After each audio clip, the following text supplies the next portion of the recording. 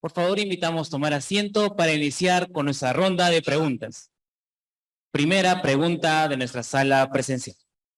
Doctora Karina, felicitaciones, excelente. La perspectiva con la que la has planteado, la simplicidad con la que la has planteado y lo ejecutivo que puede ser, me parece extraordinario. Ahora, creo que hay que pensar en que efectivamente puede ser un acto inscribible y seguramente va a entrar como una carga, pero una carga positiva, ¿no? Normalmente las cargas y gravámenes perjudican al bien o disminuyen al bien, pero creo que esta puede ser una carga positiva que no existe, creo, en el registro, pero válidamente creo que podría implementarse. Felicitaciones. Sí, gracias. Justamente para cuando tenga la oportunidad de leer el paper, justamente hago un desarrollo sobre lo negativo y lo positivo, ¿no? O sea, sobre las cargas positivas y las negativas que publicita. Yo estoy yendo justamente a favor de una ventaja, ¿no? De una carga positiva para aumentar el flujo.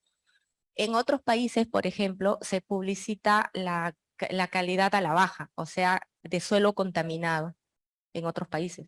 Se publicita también la condición de corredor de ruidos, de predio sobre corredor de ruidos, por ejemplo, que es desventaja, ¿no? Yo estoy dando la cara de ventaja que el doctor muy bien lo ha explicado. Muchas gracias, doctora Karina. Al no tener más preguntas en nuestra sala presencial, vamos con las preguntas de nuestra sala virtual. Doctora Karina, ¿qué políticas de sostenibilidad se tienen a SUNAR en concordancia a los objetos de desarrollo sostenible? Justamente es lo que he expuesto. Pero hay dos, por ejemplo. Una es como actos administrativos, o sea, de cara, y las políticas son pues la calificación y la inscripción de actos como las edificaciones, las habilitaciones urbanas, en fin, ¿no? Pero hay otros actos de política interna, que son actos de administración interna, donde ya entran a tallar, por ejemplo, el ahorro de papel, que muchas ponencias han hablado sobre el famoso SIT que tenemos,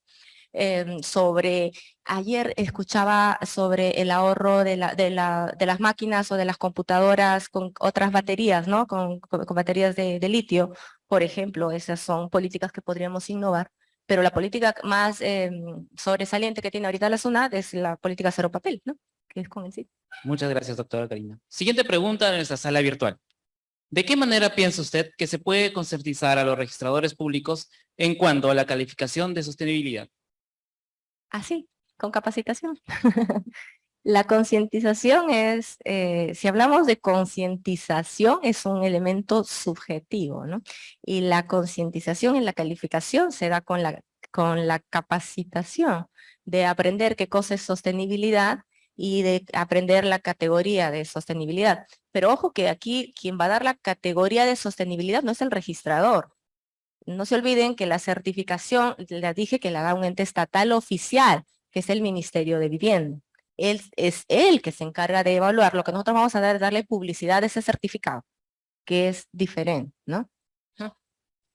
Gracias, doctora. Siguiente pregunta en la sala virtual. La propuesta de calificación de sostenibilidad no piensa que es recargar de datos administrativos en vez de datos jurídicos a la calificación de registrador. Interesante. Hay en el mundo jurídico ahorita es un debate sobre si dar calidad o si se debe agregar este tipo de actos. Hay una corriente que dice que no, que ya el registro está saturado. Por ejemplo, algunos españoles refieren que no debería ser competencia del registro ya estar, ni siquiera publicitar la zonificación, que es una corriente que tiene sus argumentos y es válido. La otra corriente de la que yo soy partidora, y prueba de ello es la ponencia, es que sí se debe dar actos a ese tipo de, perdón, se debe dar cabida a este tipo de actos. ¿Por qué? Porque, y lo dije en un momento, son actos que requieren publicidad, pero relevante. La calificación de sostenibilidad hoy en día es relevante, no es una calificación más, no es decirle al predio que tiene una ventana más o una puerta más, es definitivamente llegar a cumplir esos objetivos de desarrollo sostenible de cara al 2030, y el 2030 está aquí. No sé si lo vamos a poder llegar a hacer, pero creo que el registro sí está en la capacidad y sí, para mí sí es sí tiene el manejo, tiene el flujo y puede ser un ente dador de otorgar esta calificación jurídica, ¿ah? Por si acaso, porque el que tú implementes al registro de predios actos como zonificación, parámetros, habilitación, son temas de urbanismo, sí, pero el urbanismo, ¿quién ha dicho que no es jurídico? O sea, ¿quién lo ha descartado? No lo entiendo. Otra cosa, para de repente no se vaya la idea, y si alguno me puede escribir después, porque para ordenar algunas ideas, la Unión Europea, por ejemplo, ahorita está a favor de lo que es solamente eficiencia energética, porque ellos otorgan una certificación de eficiencia energética. Entonces, el registro lo que te da es tu certificado de eficiencia energética. No te da de eficiencia hídrica, no te da de calidad urbana y no te da como sostenibilidad. Y miren, me parece sumamente interesante que nosotros tengamos esa calificación, ya tengamos esa ficha y podamos otorgar una certificación de sostenibilidad que viene a ser todo ese conjunto de requisitos que había puesto hace un momento, ¿no? En las PPTs. Me parece interesante. Perfecto, doctora. Tenemos preguntas en nuestra sala presencial. De verdad tengo dos preguntas, ¿no? Yo entiendo que su propuesta es para un área urbana consolidada, pero hablando de la selva, por ejemplo, ¿no cree que sería importante incorporar los servicios ambientales o ecosistémicos? Y también hablando de la selva, ¿cómo se podría hacer sostenible una vivienda o una construcción en las zonas de amortiguamiento? Gracias. Ya, ok, gracias. El trabajo que yo he realizado ha sido de acuerdo a mi realidad, que es en ciudades, ¿no? En ciudades cosmopolitas, en ciudades donde hay más bien, una contaminación tan elevada que requiere generarle el plus de sostenibilidad.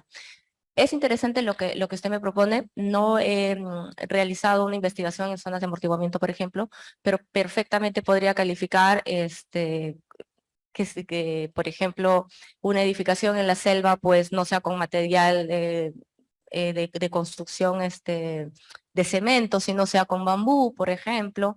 El hotel en el que estoy dice ecológico, ¿no? Entonces yo antes de venir he estado revisando y dije, a ver, ¿qué manejo tiene? Si tiene su manejo de agua.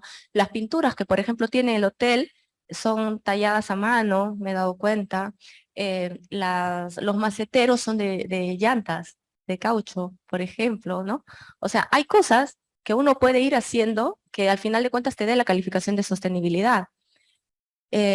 Como le decía, la sostenibilidad no la vamos a dar nosotros, ¿no? Quizá la pregunta de sostenibilidad más técnica la podría responder un ingeniero ambiental, si no la está dando el Ministerio de Vivienda, ¿no? Nosotros seríamos el canal que hiciera que esa calificación sea pública y genere un alza en su valor económico.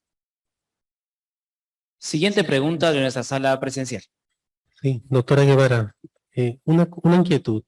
El certificado de parámetros urbanísticos, ¿no? De factibilidad de servicios, son susceptibles de anotación preventiva, que tienen una vigencia definida de 36 meses.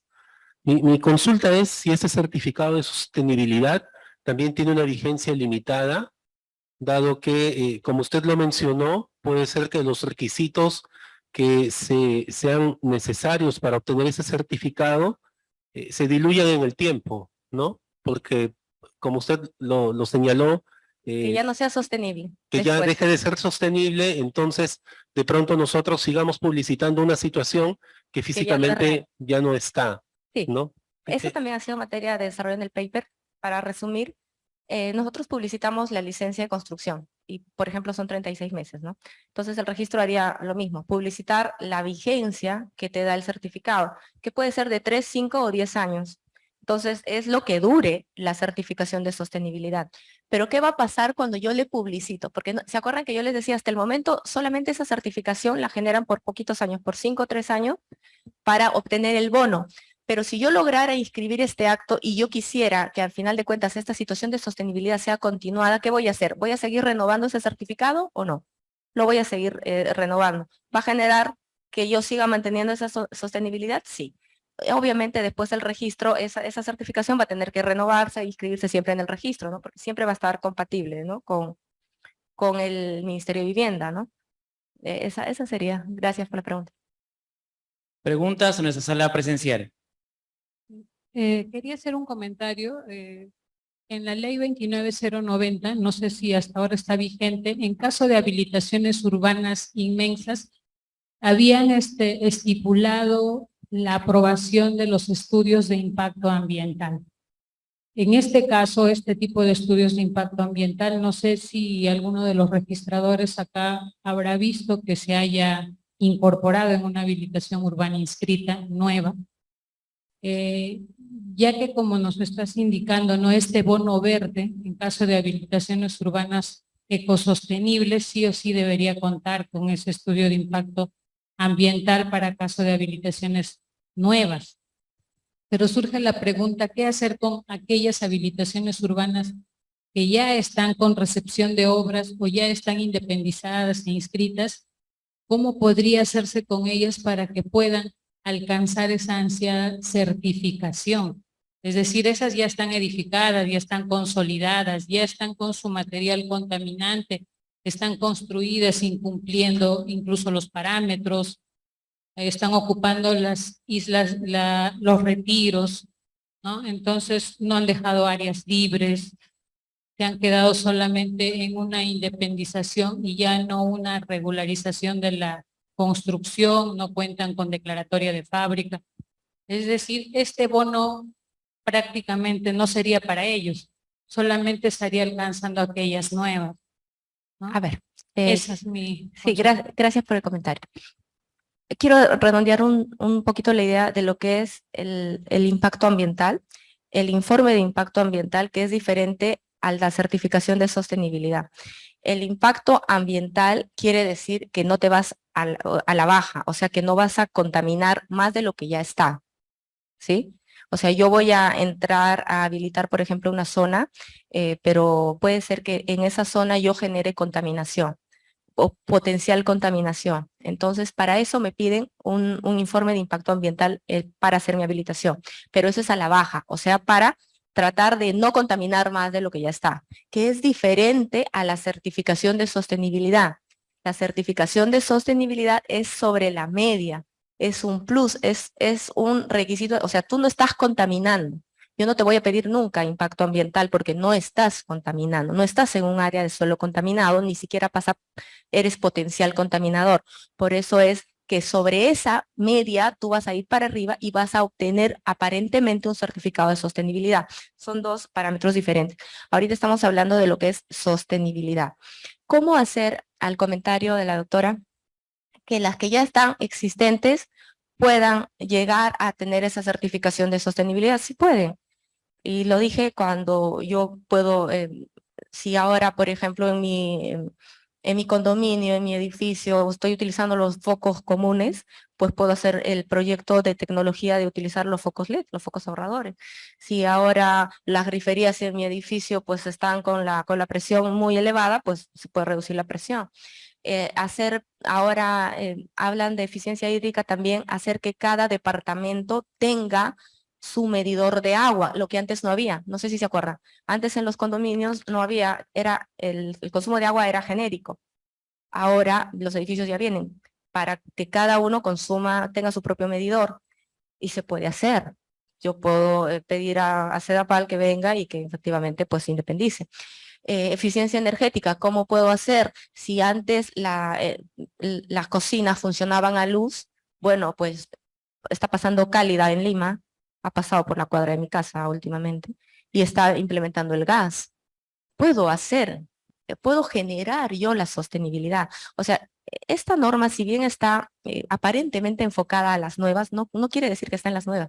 Puedo yo, siendo habilitación urbana existente o edificación existente, puedo sumarme a la sostenibilidad.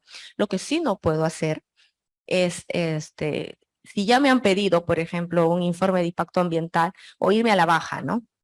Irme a la baja y seguir contaminando. Es muy poco probable que yo obtenga pues una certificación de esa naturaleza, ¿no? Siguiente pregunta de nuestra sala presencial. Doctora, ¿sí? ¿Se escucha? Doctora, buenas noches. Una consulta. Respecto al tema de lo que es la sostenibilidad, Referido a los predios que están cerca al mar, a ellos que causan un impacto ambiental, ¿se podría hablar en esos términos de sostenibilidad? Aparentemente no, porque de repente estarán contaminando, ¿no? Pero de repente hay habilitaciones urbanas vacacionales tipo playa. Por ejemplo, mi realidad sería pues en Cañete, en Lima, ¿no? En Asia, estas que están cerca a la playa, pero que no están pues en la zona de los 50 metros de la marea ni los 200, ¿no? Sino están antes, entonces pueden ser perfectamente sostenibles, ¿no? No habría problema. Ya si tú estás invadiendo, pues ya estás fuera del rango. Aparte de que estás invadiendo normas urbanísticas, ahí ya estás fuera del rango de sostenibilidad también, ¿no? O sea, el requisito para ser sostenible es que medianamente cumplas con los parámetros de normas urbanísticas existentes. Y después sobre eso, recién te vas a ir al plus. ¿Por qué? Porque no tendría sentido que yo sea sostenible porque hago bien manejo de mis residuos sólidos, porque bajo la basura de mi departamento todos los días a las 10 de la noche y lo dejo en el tachito y separo, ¿no? Cartón verde, amarillo. Pero cuando no tengo pues ningún área verde en mi edificio, cuando los departamentos son tuburizados, no hay ventilación, ¿no? O sea, hay ciertas normas que hay que cumplir. Pregunta a nuestra sala presencial. Continuamos con nuestra pregunta a nuestra sala virtual. Doctora, la calificación que propone se ajusta a una realidad no urbana como la nuestra. ¿Qué piensa si se extendería a la municipalidad? Perdón, una calificación no urbana, ¿Qué piensa si lo extendería a la municipalidad? o sea que si la municipalidad emitiría el certificado, no, porque la ficha técnica de sostenibilidad está dada para un ente rector diferente. O sea, lo que se ha tratado es que no sea la propia municipalidad que hace la edificación o que te aprueba la edificación o que te da el verificador, no, sino que sea un ente aparte que además de que tú has cumplido con esos parámetros, vea de afuera y te diga sí, está siendo sostenible. Entonces la municipalidad no lo podría dar, porque haría doble función, ¿no? Estaría cumpliendo una doble función. Pero, pues creo que se me fue la idea. Quienes han estado dando esta certificación de sostenibilidad hasta el momento son los privados, las grandes empresas, porque el impulso que se quiere es que sea privado. Hay el LED se llama LEE, EED, que es una certificación que te otorga una empresa internacional, que si tú ya tienes esa certificación, Vivienda inmediatamente te aprueba, ¿no? Y Vivienda ya te dice, no, ya estás plus, ya no hay nada que hacer. Entonces lo están dando de afuera. Lo que yo estoy tratando es de generar el valor agregado al producto que tiene el ente oficial que viene a ser el Ministerio de Vivienda. El Ministerio de Vivienda. Doctora, ¿el aspecto de calificación ambiental va a poder realizar a propiedades de titulación masiva? Es que pasa que la certificación, claro, si es una habilitación urbana, si yo tengo una calificación urbana sostenible de una habilitación urbana sostenible y voy a inscribir esa habilitación urbana de forma masiva, pues evidentemente todos van a generar con el código de sostenibilidad, ¿no? Lo masivo o lo individual no tendría mayor efecto, sería el mismo. A fin de cumplir con los objetivos de la Adenda 2030, ¿es posible que nuestro país pueda perder las 200 millas de soberanía en el mar? ¿Está de acuerdo con ello? Creo que alguien de playas va a exponer, no sé, yo espero que no creo, no creo que cerramos la playa. ¿Usted considera que se debe evaluar constantemente al registrador sobre la calificación de sostenibilidad? Es que como lo dije, el registrador lo que va a hacer es inscribir un certificado de sostenibilidad que le ha dado otro ente generador. El registrador no va a hacer la calificación y decir que tú eres sostenible o no va a ir a tu predio a ver, así que si efectivamente tú estás manejando bien tus residuos, si es que tienes ventilación, si es que tu foquito es LED, eso no va a ser el registro. El registro va a dar la publicidad de un acto administrativo. Es eso, es la publicidad de un acto administrativo. Siguiente pregunta virtual. Doctora, ¿en qué otros países en desarrollo se ha aplicado la calificación de sostenibilidad? Lo decía hace un momento, la Unión Europea está ahorita en boga esto de la eficiencia energética, pero por ejemplo, Alemania tiene un problema ahora porque ellos están hay mucho problema del particular porque hay una publicidad de predios con corredores de ruido. ¿Qué quiere decir? Por ejemplo, si un predio, si muy cerca a tu predio pasa el corredor del tren, por ejemplo, los que viven en San Borja, ¿no? Y cuando ha pasado el tren, eso ya es un corredor de ruido. Esa calificación de corredor de ruidos también se publicita en Alemania, por ejemplo, y también en España se está queriendo publicitar. O sea, se está publicitando como una carga. Lo que el usuario no quiere es eso, porque dice que su predio está en desmejoría frente a los demás, ¿no? Pero eso está pasando en España. A la media, o sea, a la ventaja, que es lo que yo vengo a proponer, la sostenibilidad, están todos orientados a cumplir el objetivo de la ONU, porque ellos en sus directivas han tenido que traspolar las normas en su normativa interna para aplicar estos códigos de eficiencia energética sobre sus predios. O sea, sí se está regulando. Sí se está regulando. Por ejemplo, en España se inscribe la huella de carbono. Yo, usuario, voy y pido al registro que me publicite el impacto que yo estoy generando sobre mi predio, en una huella de carbono. Se publicita muchas cosas que aparentemente todavía nosotros es todavía muy grande, ¿no? Pero sí se publicita. Siguiente pregunta virtual. ¿Cuánto considera que ha avanzado la construcción sostenible en el Perú? Miren, iba a decir poco. Antes de presentar la ponencia, yo decía estamos mal en sostenibilidad. Que efectivamente, o sea, mirando una realidad, estamos avanzando poco. O lento, pero no quiere decir que no hemos avanzado. Pero hay nichos como este que de repente requiere de un impulso para que no solamente sea para un bono, ¿no? Un bono de, ¿cuánto? 5.000, 10.000 soles y que se fume con el tiempo. Sino que si de verdad queremos ser una ciudad sostenible, el registro pueda ahora afianzar, y yo creo que con lo que yo vengo a proponer podríamos avanzar muchos años luz en sostenibilidad. Doctora, ¿cuál considera la mayor problemática para llevar a cabo una óptima construcción sostenible en el Perú? La concientización. Es que pasa que construir con materiales sostenibles es más caro. Es carísimo. Por eso es que las viviendas ecoamigables o verdes son caras, ¿no? Es caro todavía en el Perú construir así, pero no es imposible. O sea, estas viviendas que estamos hablando hoy de sostenibilidad son viviendas de lujo. Son viviendas, lujo entre comillas, no lujo porque pueden ser muy caras, sino lujo porque es un lujo, en realidad, que tú vivas en un ambiente con un impacto ambiental bueno para ti. O sea, la norma dice que al final la realidad refiere que una persona que vive en un ambiente saludable y sostenible es más feliz que aquella que vive en un área contaminada, ¿no? O sea, más o menos. Agradecemos a la doctora Karina Guevara por su ponencia e invitamos a ponerse adelante el escenario para las fotos del recuerdo. Se le hace entrega de un presente consistente en un tallado de madera elaborado por los internos del programa Cárceles Productivas del INPE de la ciudad de Puerto Maldonado y un certificado por su participación. Despedimos a la doctora Karina Guevara con fuertes y calurosos aplausos.